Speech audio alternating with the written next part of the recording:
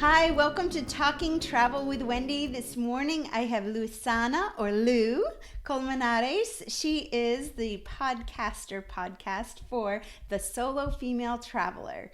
And I'm so excited to chat with her today because we're going to talk about her many travels and 22 countries, you said, you have visited.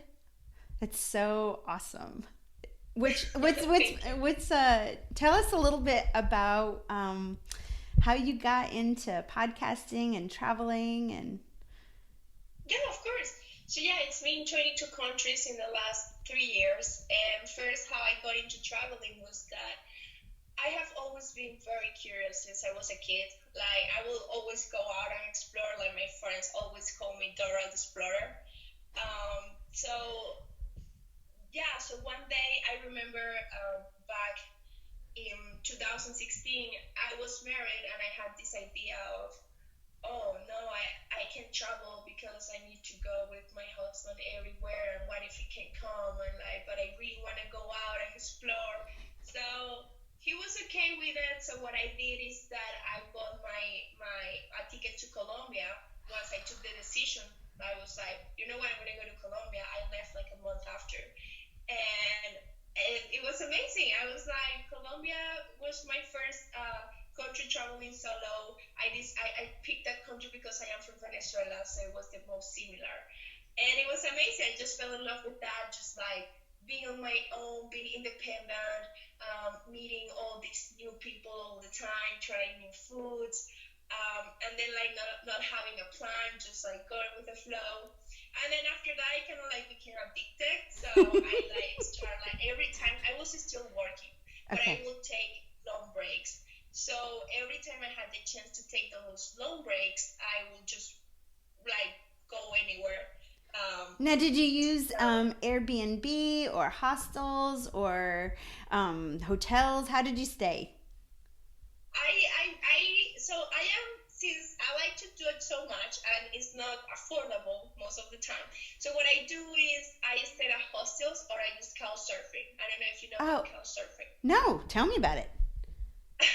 So couch surfing is this website where you kind of like you trade, how do I say, where the host at a specific place, they offer free accommodation. Oh. So let's say here in my house, at my apartment, I have an extra bedroom or a couch, and I'm like, you know what? I like to meet some new people that's traveling. So I just, in this website, I just offer a couch, and then they stay for free, and it's like, I guess it's an exchange of, like, hey, hanging out with travelers, and then the travelers have a free. That's so cool. I didn't even know that existed. Wow. It's mostly used among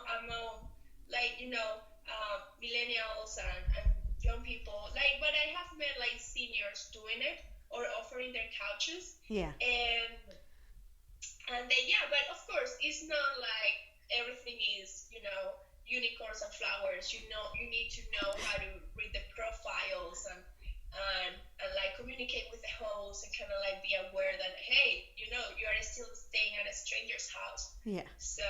Well, I've had a couple Airbnbs that are like that too, and that I even try to tell my travelers, you really need to read the reviews, and especially the current ones, like what's happening lately, and see if they're verified, and don't just.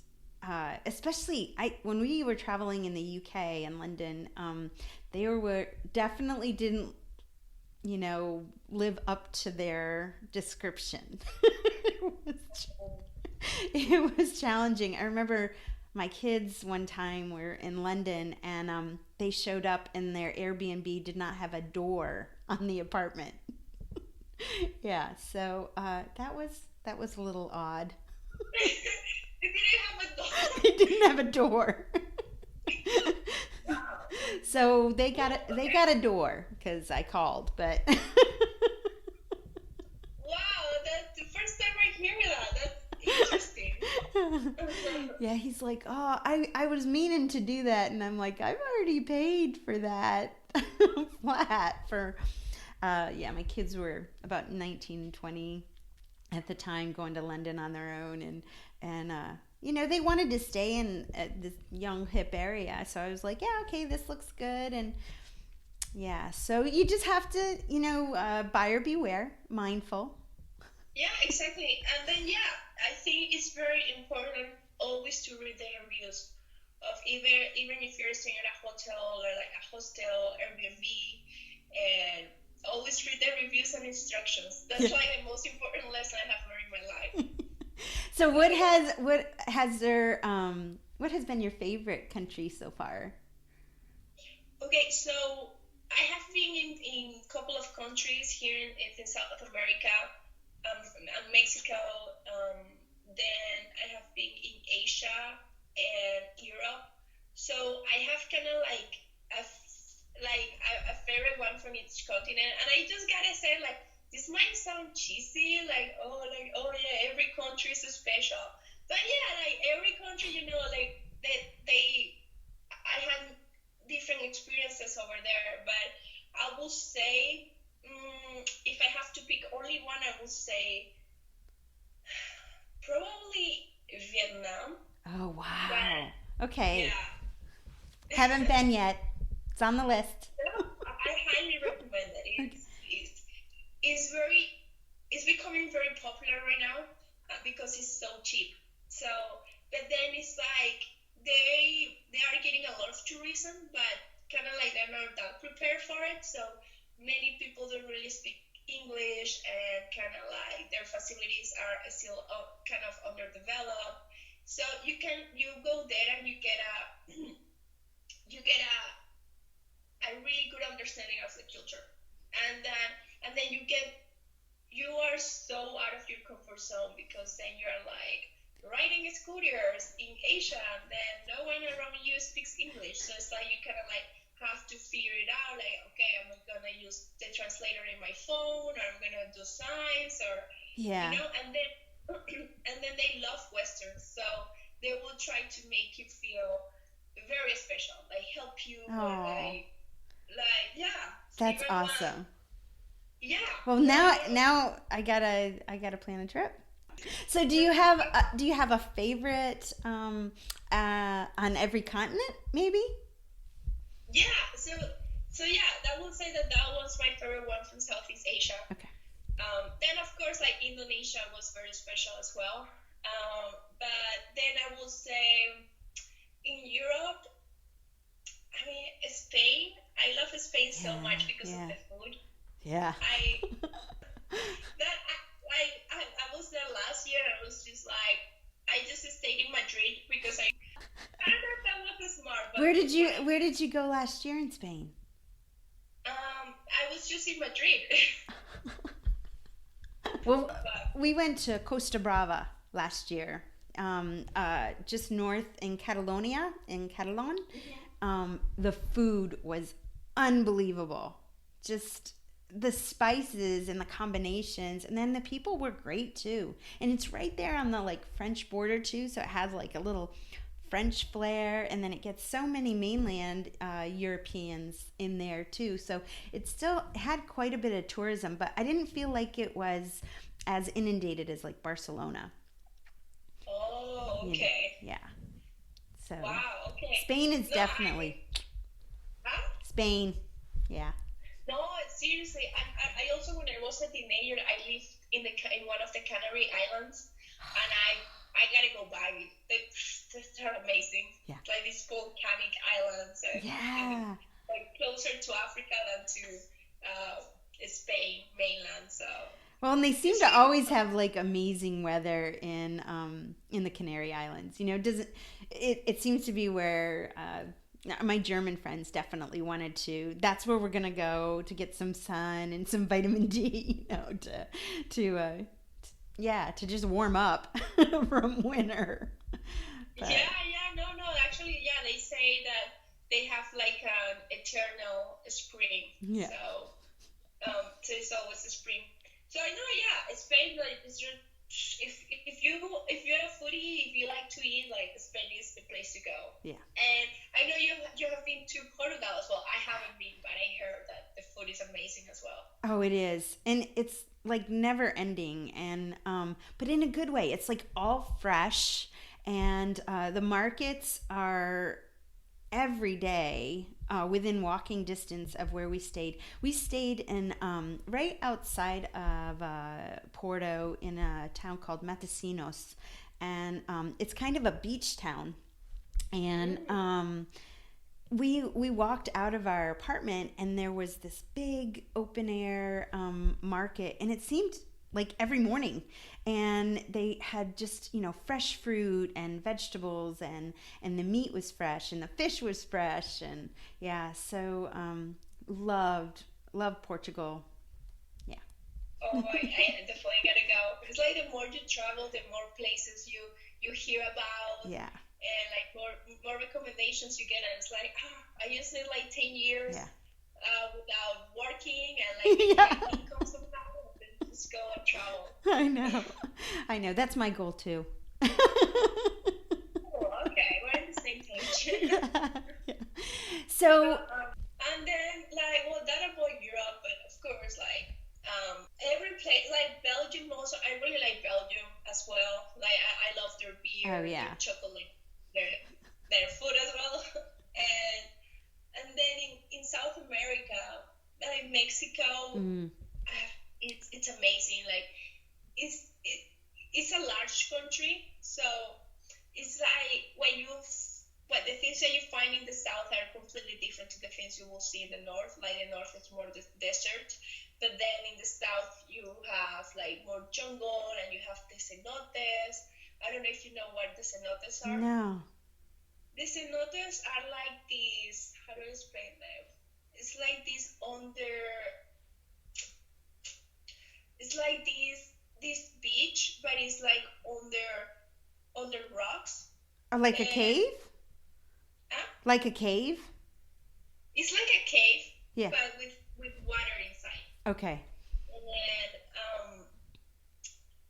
And then the water is clear, and it's just one of the things that I don't know how to explain. It's like you have to see a picture of you have to go over there. It's just like, yeah, but like a cave with water, so it's like a swimming hole, but Under the under cave. rock. I It's will send you a picture. yeah. Maybe we can post it up when you send me the picture Yeah, yeah, of some of the shots you got. That would be yeah, really yeah. cool. So, no, yeah, and then you can go see the Mayan ruins in the south as well. They're called Chichen Itza. But then also there is like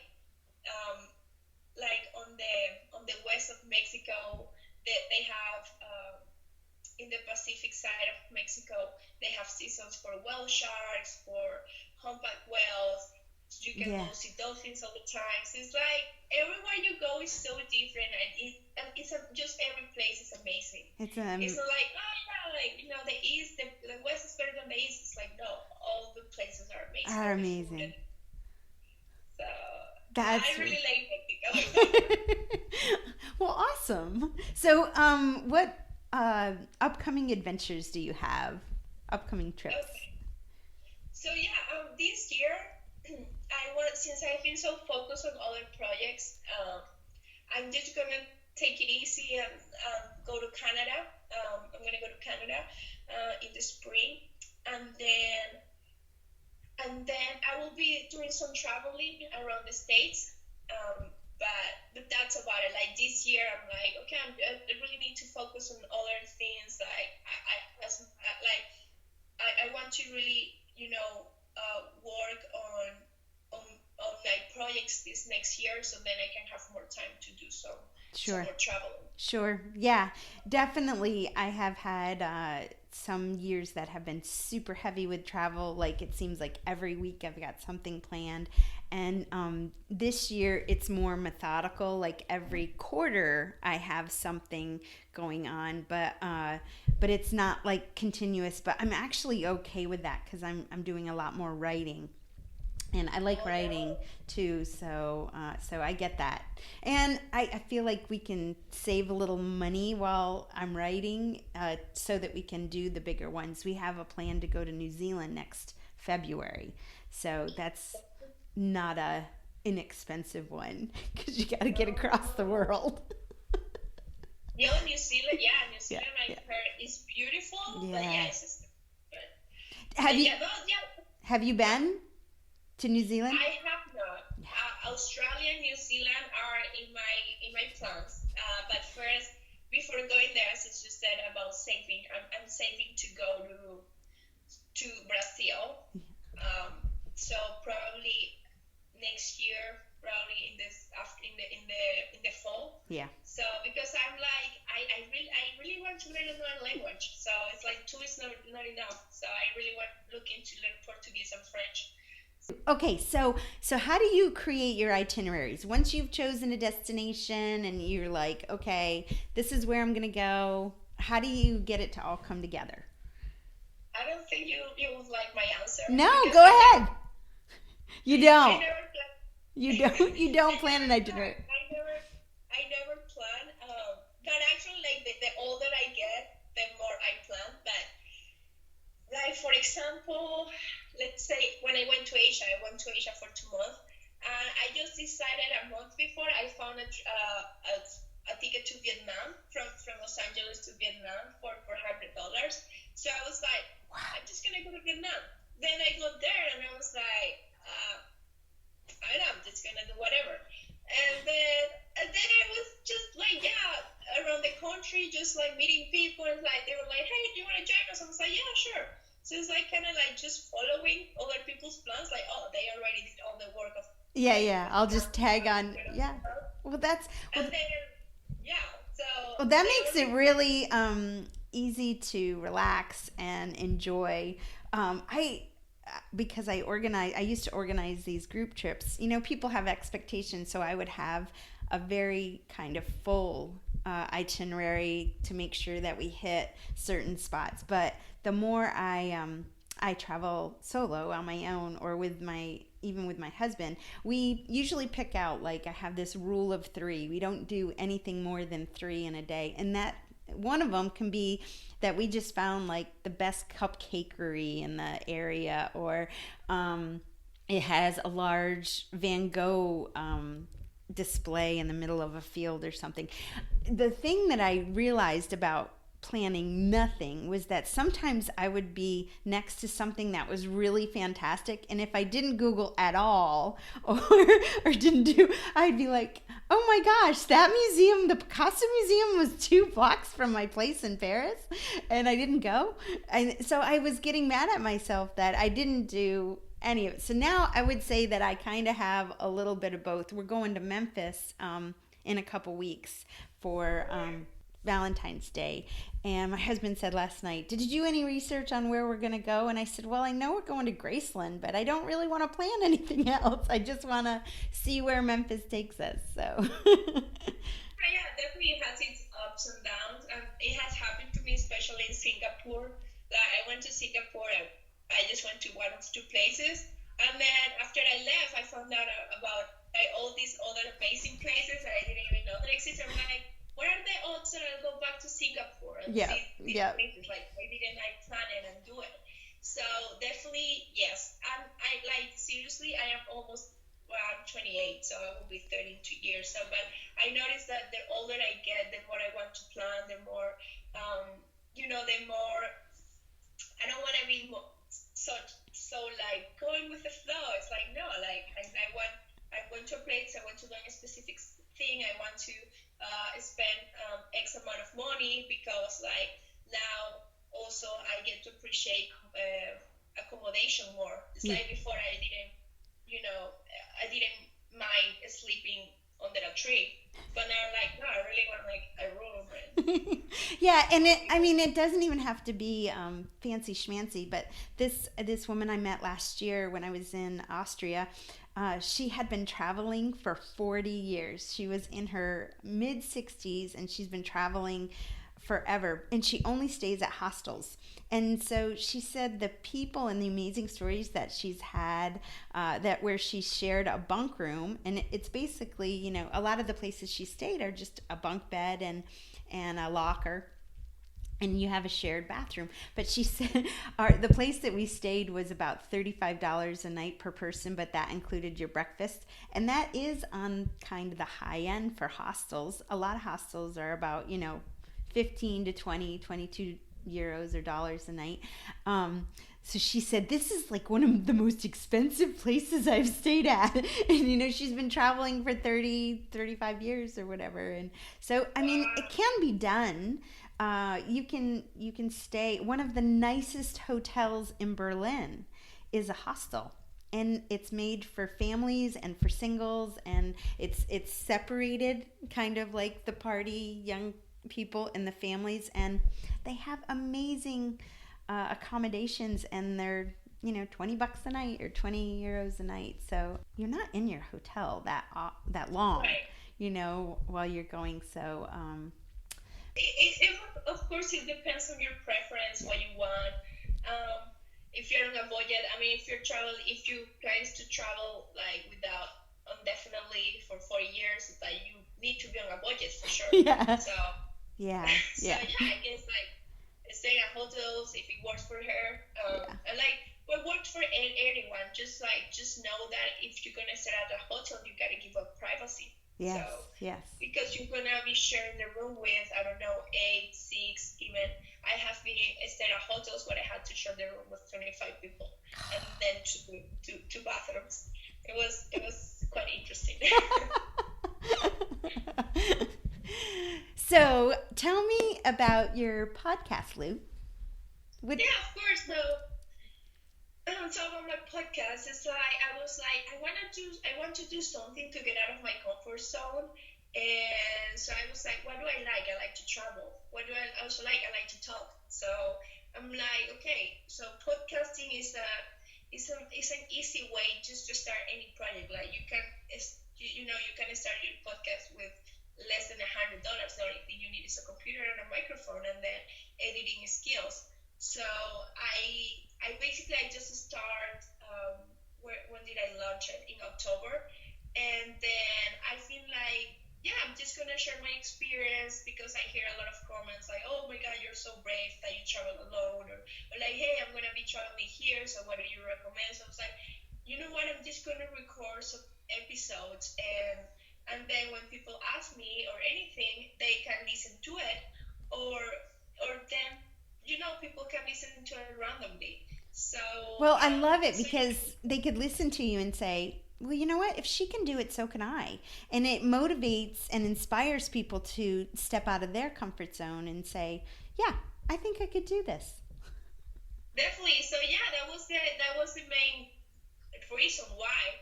So yeah, it's a work in progress. I have about 17 episodes, and then yeah, I have almost 2,000 downloads. So I'm like, cool, like, you know, people are listening to it. I know. Yeah. I'm like, wow, I wasn't even expecting 10 people to listen to it, but it's been a work in progress. Like my first episode, so I didn't know how to edit. I didn't have the right microphone. I was so shy. I'm like, I don't know what to talk about. And then I have it in Spanish and English. Then my English part was like just be like kind of like. Oh, I think you speak great English. Yeah, you speak better English than some Americans I know. Thank you. I knew that my English was pretty bad when I was taking German in Germany, and the Germans were correcting my English. And they said, that's actually not how you say that. Oh, wow. So, You know that happens when you're learning a new language. It's like there is a point where you don't speak well in either one. So yeah. it's like, My word for the year was supposed to be patience, but I'm not very patient. welcome to the club. That's something I'm working on right now. Wow, so much in common. I know. I love it. Well, we're gonna do this again because you are such a joy, and I want to stay in touch because of just what you're doing and where you're going, and your spirit is awesome. So thank you so much for joining me here today, Lou, and I look forward to our next episode as we talk about Yeah, yeah, travels and please. experiences. Please. So yeah, so as you mentioned at the beginning of the show, my podcast is Oh called the yes. Solitude Neutral Podcast. You can find it on Spotify, YouTube, and then online. And then you can also find all the links to it on my Instagram. So it's I'll called include them too as well. Awesome. Yeah. Okay, so it's Colmenares underscore. And And and Wendy, and thank you so much. what do you chat about on the podcast? So, as I said, it's been a work in progress. The first episodes have been about my experience, like tips when packing, or like when you're backpacking, Yeah. and then like tips to stay safe, couch surfing, and then right now, since I've been doing one episode per country, I've been kind of like sharing about my Oh, experience good. with that country and the culture and some data. So it's been like kind of like I don't have it's traveling, but I don't have like a specific thing. No, but Something that's that I good. Yeah, somebody can do a search on Singapore and then they can pull up your podcast and say, okay, she's got some intel about going to Singapore, and let me go ahead and listen. And that's the one thing I've been finding out about the podcast community is you can pretty much search every subject and you can find a podcast where somebody's talking about it, and you can listen to it on your way to work or the market or or wherever. yeah. So well, thank you for joining Talking Travel with Wendy, and we look forward to having Lou on again to chat about some new travel adventures. Okay, thank you so much, Wendy. Thanks.